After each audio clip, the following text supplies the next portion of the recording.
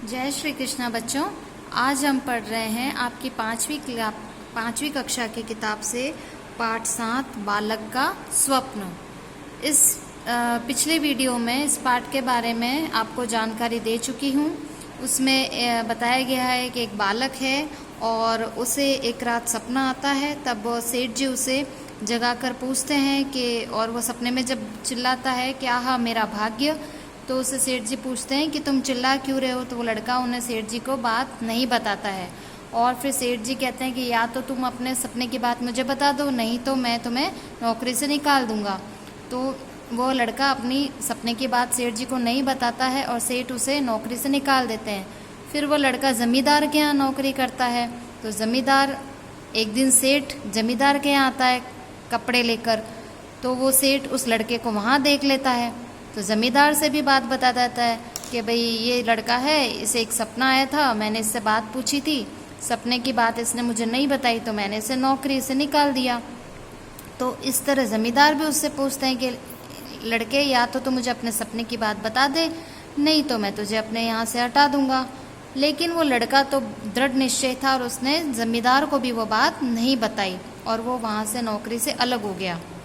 लेकिन इस दौरान उसने अपनी पढ़ाई चालू रखी थी और वो किसी प्रकार अपनी सूझबूझ से राजा के यहाँ साधारण सा नौकर हो गया था और धीरे धीरे वो राजा के यहाँ उन्नति करता हुआ राजा का मंत्री बन गया था।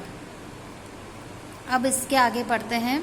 अकस्मात एक दिन वही जमींदार राजा के यहाँ आया। अब एक बार अचानक से क्या हुआ, एक दिन वही जमींदार जिसके यहाँ वो लड़का काम करता था पहले, वो राजा के यहाँ आया।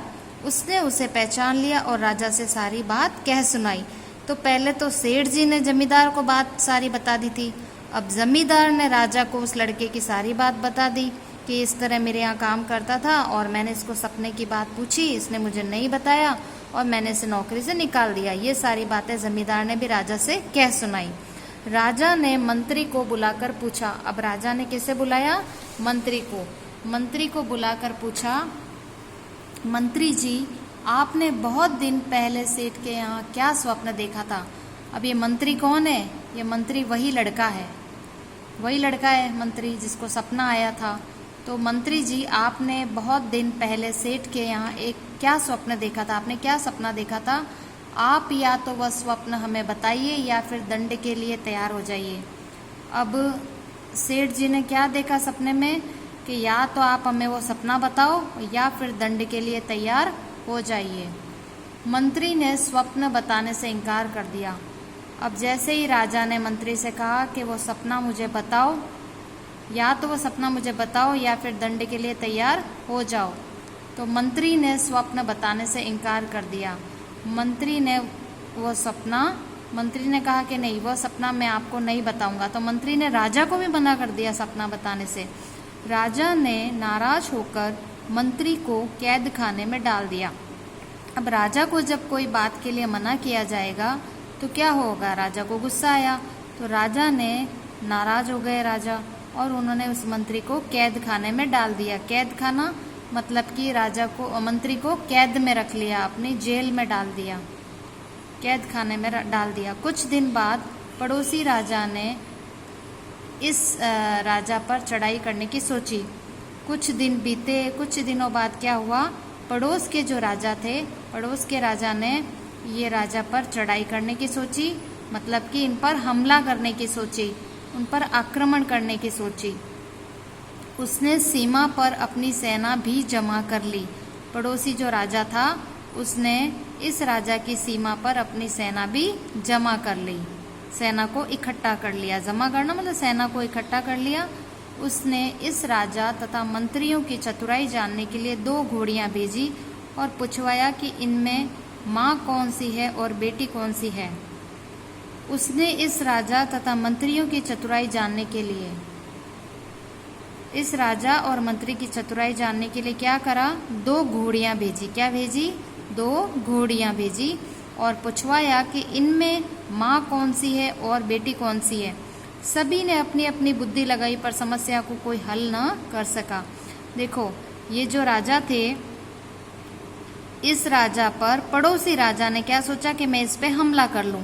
तो पड़ोसी राजा ने अपनी सेना भी वहाँ जमा कर ली और उसने सोचा कि इस राजा की पहले चतुराई जाननी चाहिए कि राजा कितना होशियार है। इसकी चतुराई जानने के लिए, इसकी बुद्धिमानी जानने के लिए उसने क्या करी, 2 घोड़ियां भेजी और फिर ये पूछवाया कि बताओ इन घोड़ियों में से माँ कौन सी है और बेटी कौन सी है। सभी ने अपनी अपनी बुद्धि लगाई पर समस्या को कोई हल न कर सका।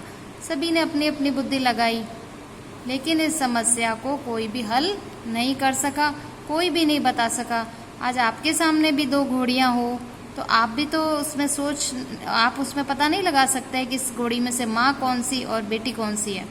तो यह एक समस्या वाला प्रश्न था। सभी इसमें अपनी अपनी बुद्धि लगा रहे थे पर इस समस्या को कोई भी हल नहीं कर पाया।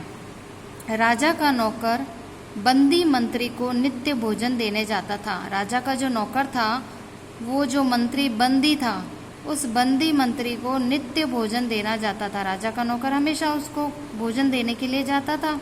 नित्य मतलब रोज, रोज उसे भोजन देने जाता था। उसने सारी बात मंत्री को बताई। अब उसने सारी बात किसको बताई, मंत्री को बताई।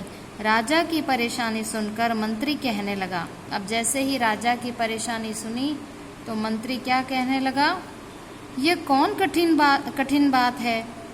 दोनों को नदी में नहलाने ले जाओ। जो पहले नदी में घुसे वही माँ है और जो पीछे चले वह बेटी है। अब देखो, राजा का नौकर कहाँ जाता था, उसी बंदी मंत्री के पास। वही बंदी मंत्री जिसने सपने की बात राजा को नहीं बताई थी, उसके पास रोज जाता था, उसको रोज भोजन देने जाता था। उसने नौकर ने सारी बात मंत्री को बताई थी। तो राजा की परेशानी सुनकर मंत्री ने क्या कहा कि यह कोई कठिन बात नहीं है, ये तो बहुत सरल बात है, इसमें क्या कठिनता है, क्या परेशानी है। दोनों को नदी में नहलाने ले जाओ। दोनों को किनको, दोनों घोड़ियों को। दोनों घोड़ियों को नदी के अंदर नहलाने ले जाओ, उनको स्नान कराने ले जाओ। जो पहले आगे नदी में घुसे वही माँ है और जो पीछे चले वह बेटी है। यानी जो नदी में पहले घुसेगी वो माँ होगी और जो पीछे चले वही बेटी है। तो कितना अच्छा उस मंत्री ने इस सवाल का जवाब दिया, क्योंकि नदी में जाने के लिए पहले आगे हमेशा कौन जाती है। अगर हम चल रहे हैं और हमारे साथ हमारी माता जी चल रही हैं तो वो क्या कहेंगे, बेटा बेटा तुम रुको, पहले तुम नदी में नहीं जाना, पहले नदी में मैं जाऊंगी, पहले मैं देखूंगी नदी गहरी तो नहीं है, यहाँ पे उथली है, यहाँ बैठने की जगह है, तुम इसमें जा सकते हो, गहरी तो नहीं है। पहले माँ ध्यान रखती है कि मेरे बच्चे पे कोई समस्या ना आए, मेरा बच्चा नदी में न गहरे में चला जाए। उसके लिए माँ क्या करेगी, पहले माँ अंदर जाएगी और फिर बच्चे को आने के लिए कहेगी। तो इसी तरह मंत्री ने बहुत बुद्धिमानी से, बहुत होशियारी से, आसानी से इस प्रश्न का हल निकाल लिया कि जो पहले नदी में घुसेगी वही माँ है और जो पीछे चले वही बेटी है।